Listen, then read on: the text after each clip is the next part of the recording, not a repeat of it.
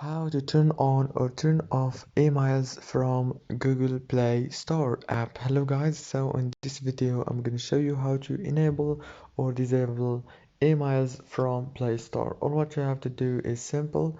Go to Play Store. This is the home page as you can see right here. Now all what you have to do is simple. Go to the top and click on your profile. I'm sorry. Let's back to the profile. Click on your profile and click on settings, click on general, click on account and device preferences. Now right here you can enable or disable emails from Google Play. As you can see, very easy and fast. Don't forget to like and subscribe, and thank you so much for watching this video until the end.